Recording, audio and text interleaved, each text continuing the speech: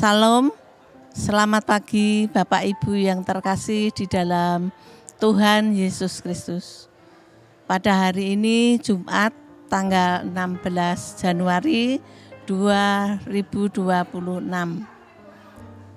Kita akan kembali membaca dan merenungkan firman Tuhan.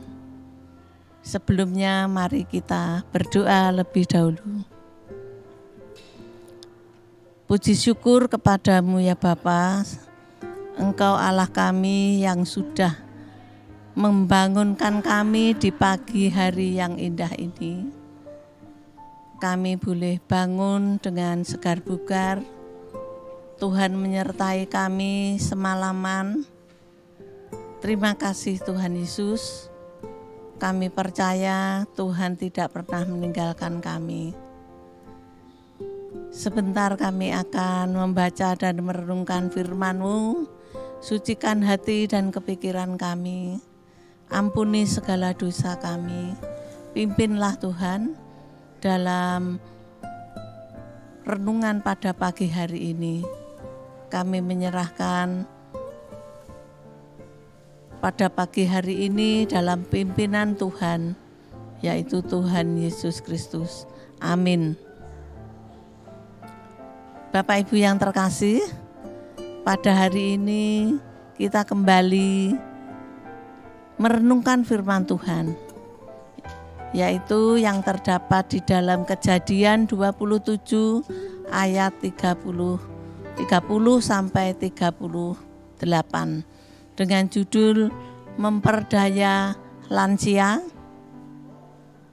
Akan kami bacakan satu ayat di dalam ayat 33a. Ishak sangat terkejut dan berkata, "Siapakah gerangan dia yang memburu binatang itu dan yang telah membawanya kepadaku?" Kita sering mendengar berita tentang kejahatan terhadap para lansia. Salah satu contohnya adalah ketika seorang lansia diminta mengalihkan kepemilikan sertifikat rumah atas namanya menjadi atas nama anaknya. Namun setelah itu sang lansia justru hidup terlunta-lunta. Kisah-kisah seperti itu dapat membuat kita merasa ngeri dan enggan menghadapi masa tua, bukan? Bapak Ibu yang terkasih, kisah kejahatan terhadap lansia sudah terjadi sejak pada zaman Perjanjian Lama. Dalam Kejadian 27 ayat 1 disebutkan bahwa Ishak sudah tua dan matanya rabun sehingga ia tidak dapat melihat lagi. Ribka, istrinya, dan Yakub, anak bungsunya, bekerja sama untuk memperdayainya.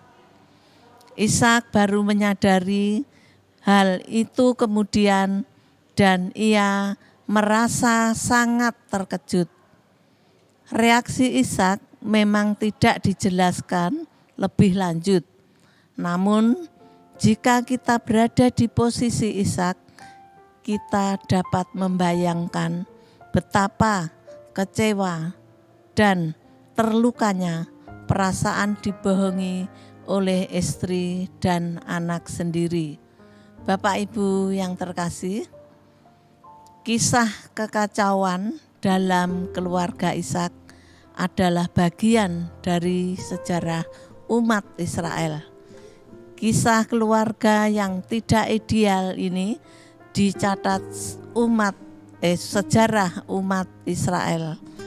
Kisah keluarga yang tidak ideal ini dicatat dalam Alkitab sebagai penegasan bahwa Allah tetap dapat berkarya melampaui kekacauan yang terjadi dalam kehidupan manusia. Tentu saja hal ini bukanlah pembenaran atas tindakan Ribka dan Yakub terhadap Ishak. Jadi Jangan pernah coba-coba memperdaya lansia dengan menjadikan kisah ini sebagai pembenaran, ya. Refleksi, Allah terus berkarya melampaui kekacauan hidup kita. Amin. Mari kita tutup dalam doa. Puji syukur ya Bapa, firman-Mu mengingatkan kami bahwa kami jangan sampai memperdaya lansia seperti apa yang dikatakan pada firman-Mu pagi hari ini. Tolong ya Tuhan, kami setiap anak-anak-Mu, jemaat GKI Ngurah dan simpatisan boleh berjalan sesuai dan seturut dengan firman Tuhan.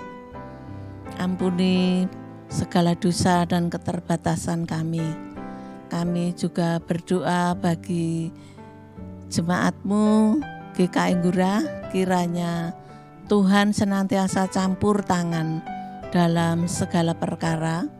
Hamba-hamba Tuhan yang Engkau percaya melayani di jemaat-Mu di GKI Ngurah ini, Pak Pendeta maupun Bu Pendeta dan majelis beserta keluarganya masing-masing dan setiap pengurus komisi maupun kepanitiaan, semuanya kami serahkan kepada Tuhan.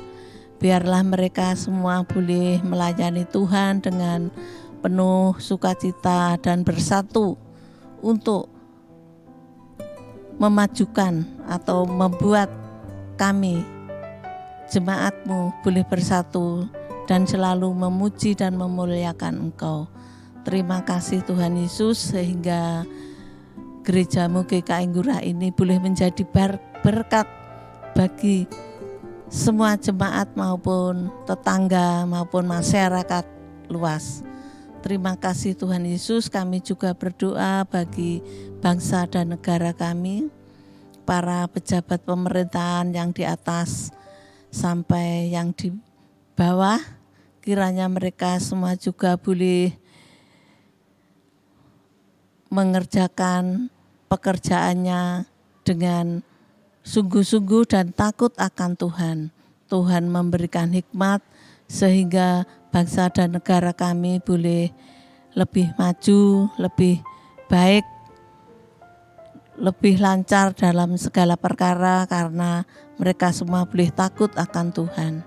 Terima kasih Tuhan Yesus, kami percaya Engkau senantiasa campur tangan karena bangsa dan negara ini adalah milik Tuhan. Terima kasih Bapa, dalam nama-Mu yang kudus kami berdoa dan mengucap syukur. Amin. Selamat pagi Bapak Ibu, selamat beraktivitas. Tuhan Yesus memberkati.